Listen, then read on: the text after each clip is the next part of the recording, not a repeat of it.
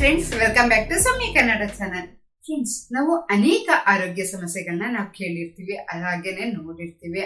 ಆದ್ರೆ ಇವತ್ತು ನಾನು ಹೇಳ್ತಾ ಇರೋ ಈ ಸಮಸ್ಯೆ ಒಂದು ವಿಭಿನ್ನವಾದ ಸಮಸ್ಯೆ ಅಂತಾನೆ ಹೇಳ್ಬೋದು. ಯಾಕೆ ನಾನು ಈ ತರ ಹೇಳ್ತಾ ಇದ್ದೀನಿ ಅಂದ್ರೆ, ಈ ಸಮಸ್ಯೆ ಇದೆಯಲ್ಲ, ಈ ಸಮಸ್ಯೆ ಒಬ್ರಿಗೆ ಬಂದ್ರೆ ಅದರ ಪಕ್ಕದಲ್ಲಿರೋರು ಈ ಸಮಸ್ಯೆಯ ನೋವನ್ನ ಅನುಭವಿಸ್ತಾ ಇರ್ತಾರೆ. ಈ ಸಮಸ್ಯೆ ಇದೆ ಅಂತ ಪಾಪ ಅವ್ರಿಗೆ ಗೊತ್ತಿರೋದಿಲ್ಲ. ಆದ್ರೆ ಆ ಸಮಸ್ಯೆಯಿಂದ ಆ ಪಕ್ಕದಲ್ಲಿರೋರಿಗೆ ಮಾತ್ರ ಟಾರ್ಚರ್ ಗ್ಯಾರಂಟಿ ಅಂತಾನೆ ಹೇಳ್ಬೋದು. ಇದರಿಂದ ಪಾಪ ಅವ್ರ ಪಕ್ಕದಲ್ಲಿರೋರಿಗೆ ನಿದ್ದೆ ಸಹ ಬರ್ತಾ ಇರೋದಿಲ್ಲ. ಈಗಾಗ್ಲೇ ನಿಮ್ಗೆ ಗೊತ್ತಾಗಿರ್ಬೋದು ಯಾವ್ದಾ ಸಮಸ್ಯೆ ಹೇಳ್ತಾ ಇದ್ದೀನಿ ಅಂತ. ಕರೆಕ್ಟ್, ನೀವು ಹೇಳ್ತಾ ಇರೋದು ಆ ಸಮಸ್ಯೆ ಬಂದು ಗೊರ್ಕೆ ಸಮಸ್ಯೆ. ಇವತ್ತಿನ ವಿಡಿಯೋನಲ್ಲಿ ನಾವು ಗೊರ್ಕೆ ಸಮಸ್ಯೆಯನ್ನ ಈ ಗೊರ್ಕೆ ಸಮಸ್ಯೆ ಯಾಕೆ ಬರುತ್ತೆ, ಇದನ್ನ ಹೇಗೆ ನಾವು ನ್ಯಾಚುರಲ್ ಆಗಿ ಕಡಿಮೆ ಮಾಡ್ಕೊಳ್ಳೋದು ಅಂತ ಇವತ್ತಿನ ವಿಡಿಯೋನಲ್ಲಿ ನಾವು ಕ್ಲಿಯರ್ ಆಗಿ ತಿಳಿಯೋಣ. ಗಾಳಿ ಹೋಗಲು ಒಂದು ಚಿಕ್ಕದಾಗಿರುವಂತಹ ಪೈಪ್ ಇರುತ್ತೆ. ಸಹಜವಾಗಿ ನಾವೆಲ್ಲ ಮಲಗಿದಾಗ ಏನಾಗುತ್ತೆ ಅಂದ್ರೆ ನಮ್ ನಾಲ್ಗೆ ಭಾಗ ಇರ್ಬೋದು, ಹಾಗೇನೆ ಕಿರು ನಾಲ್ಗೆ ಭಾಗ ಇರ್ಬೋದು, ಇದೆಲ್ಲ ಹಿಂದಕ್ಕೆ ಹೋಗುತ್ತೆ. ಈ ತರ ಹೋದಾಗ ಏನಾಗುತ್ತೆ ಅಂದ್ರೆ, ನಾನು ಆಲ್ರೆಡಿ ಹೇಳಿದ್ನಲ್ಲ, ಉಸಿರಾಡಕ್ಕೆ ಅಂತ ಒಂದು ಪೈಪ್ ಇರುತ್ತೆ ಅಂತ, ಆ ಪೈಪಿಗೆ ಹೋಗ್ಬಿಟ್ಟು ಇದೆಲ್ಲ ಅಡ್ಡಿ ಮಾಡುತ್ತೆ. ಅಡ್ಡಿ ಮಾಡಿದಾಗ ಇದರಿಂದ ಏನಾಗುತ್ತೆ ಅಂದ್ರೆ ಸೌಂಡ್ ಅನ್ನೋದು ಬರುತ್ತೆ. ಇದನ್ನೇ ಗೊರ್ಕೆ ಅಂತ ಕರೀತಾರೆ. ಈ ಗೊರ್ಕೆ ಶಬ್ದ ಇದೆಯಲ್ಲ, ಇದು ದಪ್ಪ ಇರೋರ್ಗೆ ಇನ್ನೂ ಸ್ವಲ್ಪ ಹೆಚ್ಚಾಗಿ ಆ ಶಬ್ದ ಅನ್ನೋದು ಹೆಚ್ಚಾಗಿ ಬರ್ತಾ ಇರುತ್ತೆ. ಇನ್ನು ನಿಮ್ಗೆ ಮೇನ್ ಆಗಿ ಮುಖ್ಯವಾಗಿ ಗೊತ್ತಾ, ನಿಮ್ಗೆ ಯಾರು ದಪ್ಪ ಇರ್ತಾರೋ ಅವ್ರಿಗೆ ನಾಲ್ಗೆ ಸಹ ದಪ್ಪ ಇರುತ್ತಂತೆ, ದಪ್ಪ ಆಗತ್ತೆ. ದಪ್ಪ ಇರೋರ್ಗೆ ನಾಲ್ಗೆ ಸಹ ದಪ್ಪ ಆಗತ್ತೆ. ಇದಕ್ಕೆ ಅದು ಆ ನಾಲ್ಗೆಗೂ ಸಹ ಕೊಬ್ಬು ಅನ್ನೋದು ಹೆಚ್ಚಾಗ್ಬಿಟ್ಟು ನಾಲ್ಗೆ ಮಂದ ಆಗತ್ತಂತೆ. ಹಾಗೇನೆ ಕಿರು ನಾಲ್ಗೆ ಸಹ. ತುಂಬಾ ಜನರು ಮಾಡ್ತಾ ಇರೋ ತಪ್ಪೇನು ಅಂದ್ರೆ, ರಾತ್ರಿ ಊಟ ಇದೆಯಲ್ಲ, ರಾತ್ರಿ ಊಟ ಒಂದು 9 ಗಂಟೆ 10 ಗಂಟೆಗೆ ಮಾಡ್ತಾರೆ. ಈ ತರ ಮಾಡ್ತಾ ತಕ್ಷಣನೇ ಅವರು ಮಲಗ್ತಾರೆ, ಗ್ಯಾಪ್ ಅನ್ನೋದು ಕೊಡೋದಿಲ್ಲ. ಈ ತರ ನಾವು ಮಲಗಿದಾಗ ತಿನ್ಬಿಟ್ಟು ನಾವು ಈ ತರ ಮಲಗಿದಾಗ ಏನಾಗುತ್ತೆ ಅಂದ್ರೆ, ನಾವು ತಿಂದ ಆಹಾರ ಹೊಟ್ಟೆಯಲ್ಲಿ ಹೋಗಿ ಆ ಹೊಟ್ಟೆ ಇದೆಯಲ್ಲ, ಆ ಹೊಟ್ಟೆ ಭಾರ ಆಗಿ ಆ ಹೊಟ್ಟೆ ಭಾರ ನಮ್ ಲಂಗ್ಸ್ ಮೇಲೆ ಹೋಗಿ ಬೀಳುತ್ತೆ. ಲಂಗ್ಸ್ ಕೆಲಸ ಏನು ಅಂದ್ರೆ, ಲಂಗ್ಸ್ ಅಲ್ಲಿ ತುಂಬಾನೇ ಗಾಳಿ ಬೇಕಾಗತ್ತೆ. ಫುಲ್ ಗಾಳಿಯನ್ನ ತುಂಬಿಸ್ಕೊಬೇಕಾಗಿರುತ್ತೆ. ಈಗ ಹೊಟ್ಟೆ ಭಾರ ಹೋಗ್ಬಿಟ್ಟು ಲಂಗ್ಸ್ ಮೇಲೆ ಬಿದ್ದಾಗ ನಮ್ಮ ಲಂಗ್ಸ್ ಅಲ್ಲಿ ಗಾಳಿ ಪೂರ್ತಿಯಾಗಿ ತುಂಬಿಸ್ಕೊಳ್ಳೋಕೆ ಜಾಗನೇ ಇರೋದಿಲ್ಲ. ಇದರಿಂದ ಸಹಜವಾಗಿ ತುಂಬಾನೇ ಕಷ್ಟ ಆಗತ್ತೆ. ಸಹಜವಾಗಿ ನಾವು ತಿನ್ನೋ ಆಹಾರ ಡೈಜೆಸ್ಟ್ ಆಗ್ಬೇಕು ಅಂದ್ರೆ ನಮ್ಗೆ ಹೆಚ್ಚಾಗಿ ಗಾಳಿ ಬೇಕಾಗತ್ತೆ.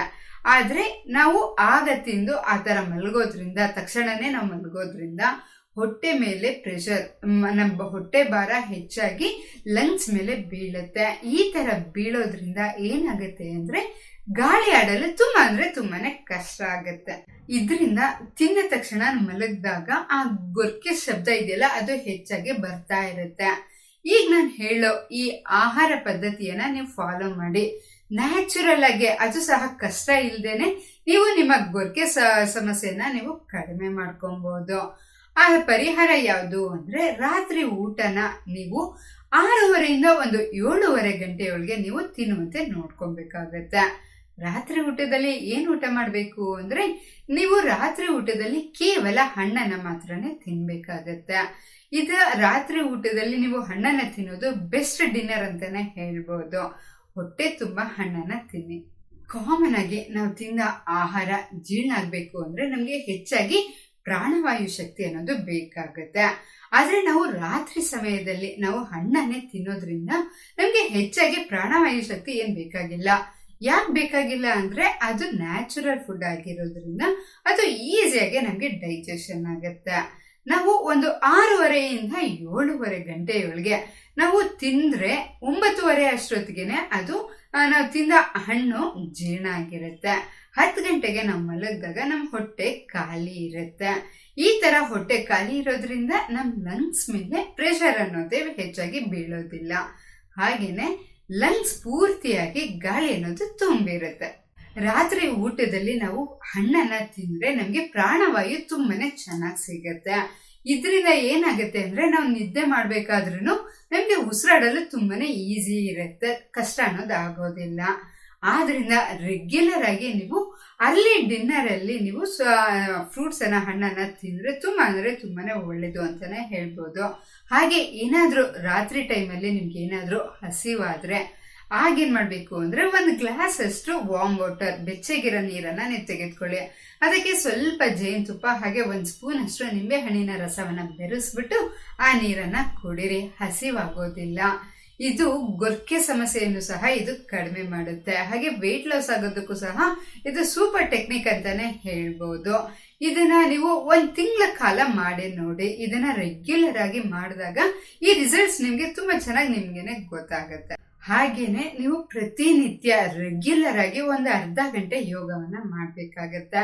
ಯೋಗದಲ್ಲಿ ನೀವು ಪ್ರಾಣಾಯಾಮವನ್ನ ಮಾಡಿ. ಡೈಲಿ ಈ ಪ್ರಾಣಾಯಾಮ ಮಾಡೋದ್ರಿಂದ ಏನಾಗುತ್ತೆ ಅಂದ್ರೆ ಉಸಿರಾಡೋ ಮಾರ್ಗದಲ್ಲಿ ಸ್ಟೋರ್ ಆಗಿರೋ ಕೊಬ್ಬೆಲ್ಲ ಕರಗುತ್ತೆ. ಕೊಬ್ಬು ಕಡಿಮೆ ಆಗ್ತಾ ಬರೋದ್ರಿಂದ ಆ ಕಿರುನಾಲ್ಗೆ ಇರುತ್ತಲ್ಲ, ಆ ಕಿರುನಾಲ್ಗೆ ಇರ್ಬೋದು, ನಾಲ್ಗೆ ಭಾಗದಲ್ಲಿ ಇರ್ಬೋದು, ಅಲ್ಲೂ ಸಹ ಸ್ಟೋರ್ ಆಗಿರುವಂತಹ ಕೊಬ್ಬೆಲ್ಲ ಕರ್ಕೋಗುತ್ತೆ. ಒಬೆಸಿಟಿನ ಕಡಿಮೆ ಮಾಡ್ಕೊಳ್ಳೋದ್ರಿಂದ ಲಂಗ್ಸ್ ಮೇಲೆ ಪ್ರೆಷರ್ ಬೀಳೋದು ಸಹ ತುಂಬಾನೇ ಕಡಿಮೆ ಆಗುತ್ತೆ. ಆಗೇನಾಗುತ್ತೆ ಅಂದ್ರೆ ನ್ಯಾಚುರಲ್ ಆಗಿ ಗೊರ್ಕೆ ಸಮಸ್ಯೆ ಅನ್ನೋದು ಸಹ ತುಂಬಾನೇ ಸುಲಭವಾಗಿ ಕಡಿಮೆ ಆಗುತ್ತೆ. ಈ ಗೊರ್ಕೆ ಸಮಸ್ಯೆ ಕಡಿಮೆ ಮಾಡ್ಕೊಬೇಕು ಅಂದ್ರೆ ನಾನು ಮತ್ತೊಂದ್ಸಲ ಹೇಳ್ತಾ ಇದ್ದೀನಿ, ರಾತ್ರಿ ಊಟನ ಒಂದು 6:30 ಇಂದ 7:30 ಗಂಟೆ ಒಳಗೆ ನೀವು ತಿಂದು ಮುಗಿಸುವಂತೆ ನೀವು ನೋಡ್ಕೊಬೇಕಾಗತ್ತೆ. ರಾತ್ರಿ ಊಟದಲ್ಲಿ ಏನ್ ತಿನ್ಬೇಕು? ರಾತ್ರಿ ಊಟದಲ್ಲಿ ಕರೆಕ್ಟ್ ಹಣ್ಣನ್ನ ತಿನ್ಬೇಕು. ಹೊಟ್ಟೆ ತುಂಬಾ ಹಣ್ಣನ್ನ ತಿನ್ಬೇಕು. ಪ್ರತಿದಿನ ಹಾಗೇನೆ ಯೋಗ ಪ್ರಾಣಾಯಾಮವನ್ನ ಮಾಡೋದನ್ನ ಮಾತ್ರ ಮರಿಬೇಡಿ. ಐ ಹೋಪ್ ಇವತ್ತಿನ ವಿಡಿಯೋ ನಿಮ್ಮೆಲ್ಲರಿಗೂ ತುಂಬಾನೇ ಯೂಸ್ಫುಲ್ ಆಗಿದೆ ಅಂತ ನಾನು ಅಂದ್ಕೊಂತಾ ಇದ್ದೀನಿ.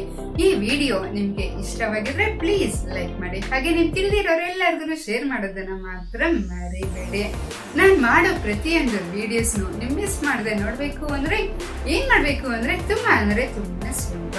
ನೀವು ನಮ್ಮ ಚಾನಲ್ ಅನ್ನ ಸಬ್ಸ್ಕ್ರೈಬ್ ಮಾಡ್ಕೊಬೇಕು. ಹಾಗೆ ಅಲ್ಲಿ ಪಕ್ಕದಲ್ಲಿರೋ ಬೆಲ್ ಐಕಾನ್ ಅನ್ನು ಸಹ ಆಕ್ಟಿವೇಟ್ ಮಾಡ್ಕೊಳ್ಳೋದನ್ನ ಮಾತ್ರ ಮರಿಬೇಡಿ. ಕಮೆಂಟ್ ಮಾಡಿ ಕಾಯ್ತಾ ಇರ್ತೀನಿ.